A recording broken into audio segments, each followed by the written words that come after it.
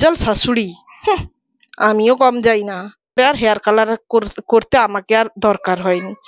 আমার টুইন্স ব্লগে আপনাদের সবাইকে স্বাগত জানিয়ে একটা মজার জিনিস আপনাদের দেখাতে চলেছি, চলুন দেখবেন। ঠামি রং করছে আর তোমরা কি করছো এখানে দাঁড়িয়ে দাঁড়িয়ে? তার ঠামি রং করছে আর কি করছে তোমরা? কি ঠামি তো মাথায় হেয়ার কালার করে ফেললো। এটা কি পুজোর না তার পুজোর সময় আরেকবার হবে? এখন পুজো আরো 15 দিন। করতে চাও সোনাবু? কটিমা মেয়েদেররা করে? কে বললো? সেদিন যে চুল কাটতে গেছিলে সেখানে বসে বসে দেখলে না কত দাদু এসছে, কত আঙ্কেল এসছে, সবাই হেয়ার কালার করে নিচ্ছে। শাশুড়ি মায়ের কাছে কিন্তু পারমিশনটা চেয়ে ভিডিওটা করছি। প্রথম আমি বিয়ে হয়ে আসি, আমি দেখি যে আমার শাশুড়ি মা এইরকম স্ক্যাল্পে লেপে লেপে কালার লাগিয়েছেন।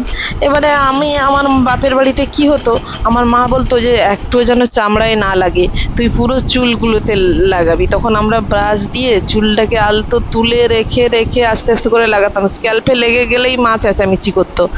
এবারে সেই হিসাবে আমি প্রথম এসছি, এসেই মাকে বলছি, মা এরকম লাগিয়েছো, আমি কালকে তোমাকে লাগিয়ে দেবো তুমি যখন কালার করবে।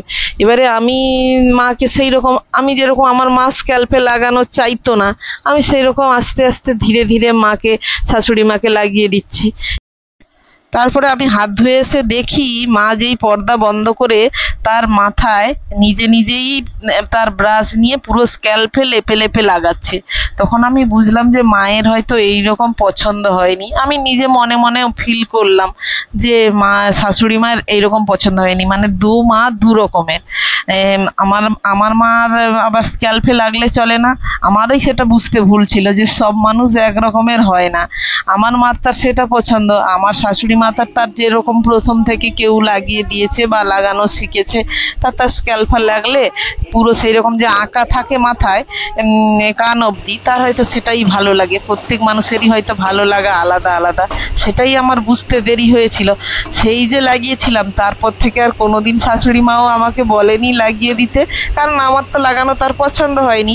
আর আমিও কোনোদিন শাশুড়ি মাকে বলিনি যে আমি লাগিয়ে দেবো।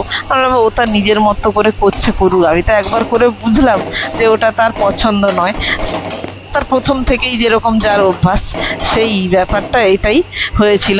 যে কথা বলতে বলতে কত না কত কি কাজ হয়ে গেল। এই যে আমার সোনাবু দেখুন, কৃষ্ণ দেখে না, বলছে আমি কৃষ্ণ মায়ের মতন মাখন তৈরি করছি, ওইটাই তাদের মাখন তৈরি করার জায়গা।